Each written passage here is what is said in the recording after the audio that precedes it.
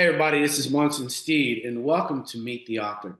There are those who can tell you a story about success, those who could tell you a story about getting over something, but those who can tell you about faith in God and how you can live your miracles and dreams. Today, that special someone is the one and the only Monique Rodriguez. How are you? I'm great. How are you doing? I'm having an amazing day because I'm speaking with an amazing, phenomenal, spiritual individual that has transformed the lives of both individuals that I know in the business marketplace, women who wanted to feel better about themselves. And that thanks is due to you and your accessibility to success and sharing. How'd you come up with the title for your new book? Well, thank you for sharing that. Well, I came up with the title. It was a collaborative effort with my team, my husband, and I. So, from the very beginning, when we launched our brand, my husband has this saying, the story must be told. And so it's painted in our office. It's been our theme all throughout us building Mielle. And we say that because when we say the story must be told, we understand where God brought us from, what we went through to accomplish the success that we have been able to garner. And it's giving all God the glory, right? And so when we say the story must be told, it's not really our story, but it's his story. And I feel that when people look at Mielle or look at myself and what I've been able to accomplish and build, they see the highlight reel, they see the glory, right? But they don't know the story behind the success.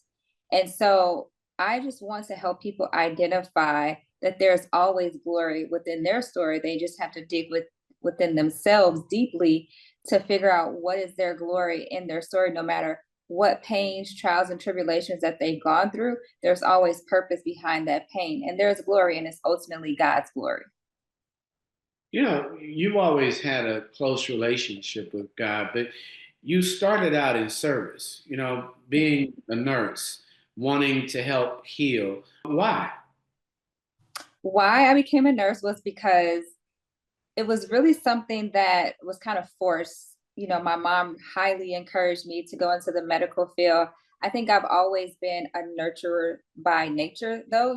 Just growing up, I've always been, the responsible teenager that babysitted, all the kids. So I think that nurturing came naturally to me. So going in the field of nursing was something that was a very organic type of flow, but it was really encouraged from her because that's what I was exposed to growing up. She worked at a hospital and she would always have me exposed to her nursing friends. And so that was the life that I knew. And that was the only route that I saw as successful to make it out of my mom's house or to make it out of like the hood, right? Was to have a stable background and a stable career. And it was very traditional in my household: go to school, go to college, and work as a registered nurse, and you will find success that way. So that was kind of like the traditional route of what was instilled in me from a very young age. So at a young age, there was no other route to go outside of the nursing and medical field. But you've taken that same thing and it gave you skill sets. And for Of many course. young people, young women, being able to acquire a skill set, you've now leveraged those skill sets as you moved and learned. What would you encourage a young woman in particular to understand about acquiring skill sets and give God time to give you vision? Absolutely. I tell people, like, never take for granted any path or skill set that you have learned on your journey, because you never know if God is using that skill set to prepare you for something that's in your future that you may not be able to see or envision yet. So never take any skill set for granted. I tell my kids to always learn.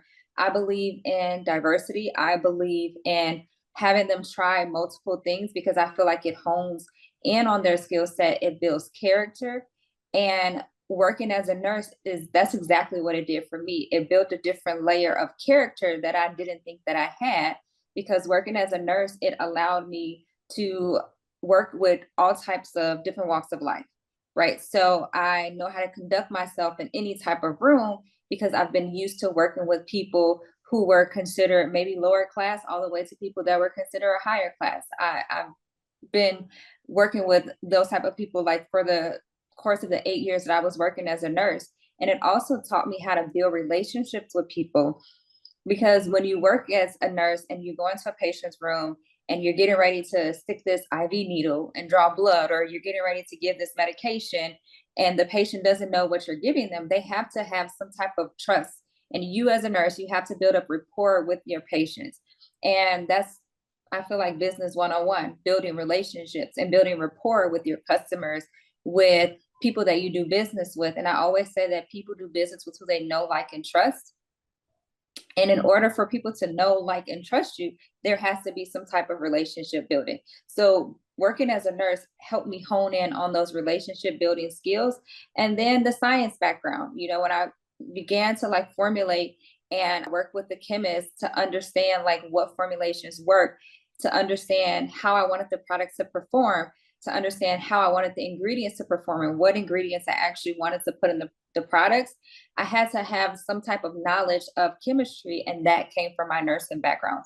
So those were the top three things that I learned as a nurse that developed this skill set in me that I applied and took over into the business world, and vice versa with my husband as well too. He came from logistics, and of course, when he started in logistics, he didn't know that his logistical background would play a huge part, a major part, in building our logistical and operations infrastructure on the back end. So again, never take any of your experiences for granted, because it will eventually pay off later. Everybody would want to be right next to you in many of the rooms that you signed huge documents that literally said success and achievement. Can you share, just for those young people who are envisioning themselves moving forward, how important it is to read the room and obviously the power of discernment? Oh yeah, that's so key. The power of discernment is something that I honestly pray for every single day. I pray for wisdom and discernment, because you have to have good observation and assessment skills. And that's also something that I learned as a nurse, because in my very first course as a nurse, we had to learn how to assess, not only assess people, but assess situations. And when you talk about reading the room, you have to know how to go into a room, how to command the attention in the room, but not command it in a way where you're overshadowing everyone else in the room. Like, your presence is always known. And when you speak up and you have something to say, like, people pay attention to you because they know that when you have something to say, it's very important. And so I am able to walk into a room. I don't feel like I have to be the loudest person in the room. I walk into a room to learn. And I think that's the biggest skill set as an entrepreneur, is that you have to be open, you have to be humble, and you have to be willing to learn. And when you are going in there with the spirit of humility, and you're going in with the spirit of, I want to increase my knowledge and I want to learn from the people in the room, that allows you to take a step back, to assess the situation, and to discern all of the other spirits or energies that are in the room, right? But if you go into a room and you want to be the loudest person in the room and you want to call the shots, then you're taken away from that ability to really assess and observe what's really going on in the room. And I think that's one of the greatest qualities that I've garnered as a CEO, is having that humility to be able to learn. And I feel like it has contributed to my success a lot. And I depend on God for my discernment. So because I have a relationship with God, I feel that He gives me that. And when He gives me that discernment, I also pray like for the wisdom to manage the situations that He's put me in. Thank you for that. There's some beautiful moments, but unusual moments in the truth that you speak in this book. And I'm sure, given the pain that many other sisters had never read or Mhm. shared the loss of a child, you gave them hope and really allowed them to understand they weren't alone. But for many who don't understand, the grief of losing a child does transform you. Can you share the journey and the kind of few conversations that you had with God to help you through that moment? Yeah, well, one of the biggest conversations that I had with God was, what are you trying to teach me from this? My conversation when everything initially happened was, why did this happen to me? Why me? Like, I did everything I was supposed to do. I didn't do drugs. I didn't do anything to like harm myself, for me to have this traumatic uterine rupture in my pregnancy. But I also felt that God whispered to me in a still small voice. And he said, if you trust me, I'm going to show you the way. I'm going to lead you and guide you to a place that you didn't even imagine, a place of promise. But you have to trust me that I'm going to order your steps and there will be joy in the morning. So I had to hold on to that scripture, that joy will come in the morning and that all things will work together for the good. I know he doesn't say all good things. He doesn't say all bad things. He says all things will work together for the good. And he also tells us, in addition to that, is that he will be near those who mourn. He will comfort those that mourn. And standing on scripture to help me get through that was very key for me, because there was no one that was living and breathing on this earth that can help me get through the pain that I was going through, other than God. Other than that, going to church and leaning on my faith was something that carried me through. So it was just having those conversations. And sometimes you don't even have the words to say. Sometimes it's just getting on your knees and crying and just surrendering. And God will speak to you in those still small moments. And he told me that he will get me through. I will be okay, but I have to trust him. I love that. Thank you for that level of honesty and sharing the pain and the grief that is forever with that. But when you think about the very value proposition of surrendering as an entrepreneur and letting his will come forth, what would you share with those entrepreneurs who are trying to understand why they should surrender and allow the manifestation of your prayers to be answered? Because I've learned that when you surrender and when you let go, you truly step aside and you let God do his work. And I feel like that's all God is waiting for. He's waiting for us to just get out of the way, step aside so he can really show up and show his strength and show his power. And I think as humans, we have a tendency to want to try to like assist God, or to like put our hands in the pot. And he's like, no, I got this. I don't need your help. I created you. And I've learned that there have been a lot of situations, and I share this a lot in the book, where I have prayed on it and said, I'm going to let it go. I put it in God's hand and I'm going to let it go. And I have seen God's hand show up several different times in several different ways. And then I look back in hindsight and I'm like, that I couldn't have done that on my own. That was nothing but God. But I had to just let it go and surrender. So I've witnessed it personally, that he will show his power, but we got to get out of the equation because he doesn't need any of our assistance. That is so beautiful. There are moments that many entrepreneurs, and I thank you for writing this book because it gives a roadmap. Mhm. It's not perfect, but it's so beautiful. And being able to read a biography of not a old woman, but a married mother who loves her husband, loves her children, and showcases this, how would you suggest to some young entrepreneurs that they approach your book? How should they read it? Which chapters do you suggest they reread so that they could get that entrepreneurial insight from how you would want them to approach your wonderful book? Yeah, I think, honestly, all the chapters are important for any entrepreneur, because it shows the highs, the lows. It shows how I even got to the stage of being an entrepreneur. And I think before anyone is an entrepreneur, you go through the stages of, is this for me? Do I step out on faith? What happens if, I don't have enough money? What happens if people don't buy from me? People don't support me? Like, you go through a lot of the self sabotage. And at some point before you're an entrepreneur, you were something else. And you're trying to transition from that something else to get to the stage of entrepreneurship. And the book talks about my childhood, the mindset that I had even from a very young girl, and how that mindset shifted over the years, and how mindset is also very important in order to become an entrepreneur. Success is really a mindset shift.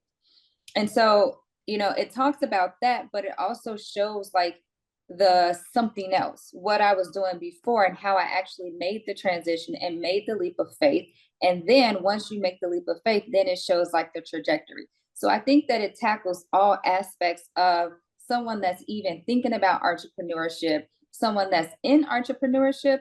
It speaks to both audiences, because I think that every entrepreneur that's building a brand, because I know I felt it, you always feel like you're the only one that's going through the situations that you're going through when you're going through it. And I think it gives hope for the entrepreneur to say, wow, she went through the same thing. I'm experiencing this right now. And this is how you navigate those situations. So I think it speaks to both. I love that. The last question here is, when you are going to sit down and write this next book, you've done a deal. I really respect all of you. What would you share that you now know about yourself, having written this book, that you didn't know in going to this journey?